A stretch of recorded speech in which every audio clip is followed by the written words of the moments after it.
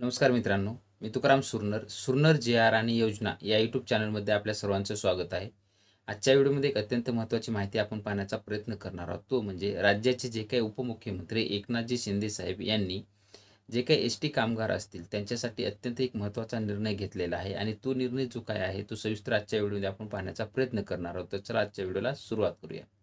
जी काही S T महामंडळ सेवा जी आहे ती सामान्यांसाठी एक जीवनवाहिनी असलेल्या एस टीच्या जे काही बस सेवेच्या माध्यमातून लोकांना अपेक्षित ठिकाणी चांगली सेवा मिळवली जाते किंवा त्यांना चांगली सेवा मिळाली पाहिजे. बसगाड्या जे काय सोबतच त्यांच्या बसस्थानकं देखील चांगल्या पद्धतीची स्वच्छ निर्मळ असली पाहिजेत. म्हणून जे काही आता जर पाहिलं तुम्ही तर प्रत्येक ठिकाणी जे काही बसस्थानक असतील ते बसस्थानकसुद्धा मोठ्या प्रमाणामध्ये चांगलं त्यांचं बांधणीकरण केलं जात आहे किंवा ते नवीन इमारती बांधल्या जात आहेत. तो याचा एक भाग आहे. त्यामध्ये जर पाहिलं तर जे काही त्याच्यामध्ये स्वच्छतागृह असेल किंवा विश्राम कक्ष असेल, यांच्या जे काही स्वच्छतेसाठी प्राधान्य दिलं पाहिजे असं सुद्धा ते म्हणाले आहेत. परत एस टीच्या माध्यमातून जर पाहिलं तर कार्गो सेवा एक सुरू करण्यात आलेली आहे. ती कार्गो सेवा काय आहे तर जे काही वाहतूक करण्यासाठी शेतकऱ्यांचा माल असेल किंवा इतर कोणताही माल वाहतूक करण्यासाठी एक कार्गो सुविधा करण्यात आलेली आहे. जास्त करून त्यावर सुद्धा भर देण्याचं आवाहन उपमुख्यमंत्री साहेबांनी यावेळेस केलेलं आहे. बसस्थानके जर पाहिलं तर हे बसस्थानक पोर्ट झाली पाहिजेत असं सुद्धा ते सांगत होते आणि एस टी अधिक फायद्यामध्ये राहण्यासंदर्भात अभ्यास करा असं सुद्धा त्यांनी सांगितलेलं आहे. त्याच अंतर्गत पाहिलं तर एस टीकडे जे काही बघण्याचा दृष्टिकोन बदलला पाहिजे यासाठी सुद्धा प्रयत्न करावेत असं सुद्धा त्यांनी म्हटलेलं आहे.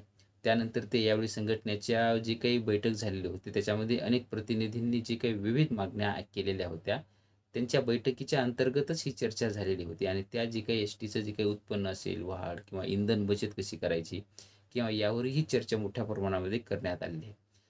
तसेच महामंडळातील जे काही कर्मचारी असतील त्यांच्या मूळ वेतनावर 46% महागाई भत्ता दिला जात होता. पण त्याच्यामध्ये आता जून 2025 पासून वेतनापासून मूळ वेतनावर त्यांच्या 46% ऐवजी आता तो वाढवून 53% महागाई भत्ता आता सर्व कर्मचाऱ्यांना दिला देणार आहेत, असं सुद्धा यावेळी ते म्हटलेलं आहे.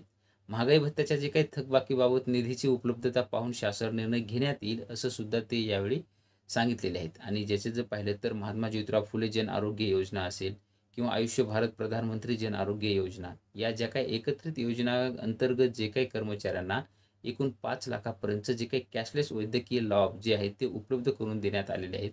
त्याचबरोबर जर पाहिलं तर आणखी एक योजना आहे की धर्मवीर आनंद दिघे वैद्यकीय परिपूर्ती योजना, ही देखील सुरू करण्यात आलेली आहे आणि या दोन्हीपैकी एक योजनेचा लाभ निवडण्याचा जो काही कर्मचाऱ्यांना एक पर्याय उपलब्ध करून देण्यात आलेला आहे.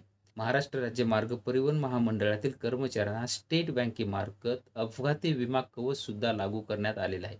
बँकेची सामंजस्य करार झाला आहे आणि ज्या कर्मचाऱ्यांचे वेतन खाते हे स्टेट बँक ऑफ इंडिया बँकेमध्ये आहेत अशा कर्मचाऱ्यांना कामगिरीवर असताना नसताना दोन्ही प्रकारांनी जर अपघात झाल्यास विमा कवच लागू करण्यात येणार आहे असं सुद्धा ते म्हणालेत. आणि यावेळी जे काही वैयक्तिक अपघातात निधन झाल्यास 1 कोटी, पूर्णतः अपंगत्व झाल्यास 1 कोटी, अंशतः अपंगत्व झाल्यास 80 लाख रुपयापर्यंत विमा दिला जाईल असं सुद्धा ते यावेळी म्हटलेले आहे. तसेच एस टीच्या सेवेमधून निवृत्त झालेले जे काही कर्मचाऱ्यांना व त्यांच्या पत्नीस वर्षभर एस टीतून प्रवास हा मोफत करण्याची पाससुद्धा त्यांना देण्यात येणार आहे असं सुद्धा यावेळी सांगितलेलं आहे.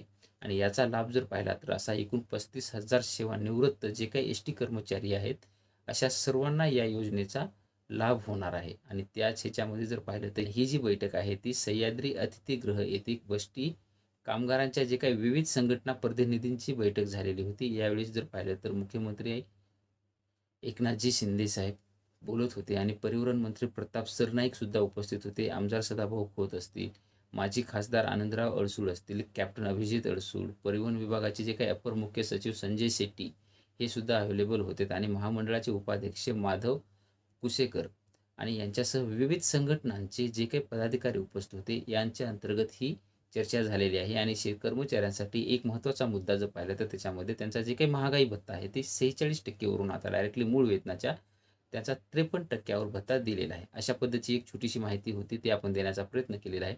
असेच नवीन माहिती आपल्या चॅनलवरती येत असते. तुम्ही ज्या चॅनलवरती नवीन असाल तर आपल्या चॅनलला सबस्क्राईब करून बाजूचे बेल आयकॉन दाबून लाईक करायला मात्र विसरू नका, जेणेकरून व्हिडिओ अपलोड करताच माहिती तुमच्यापर्यंत पोहोचवली जाईल. भेटूया नवीन माहितीसह नवीन व्हिडिओमध्ये. धन्यवाद.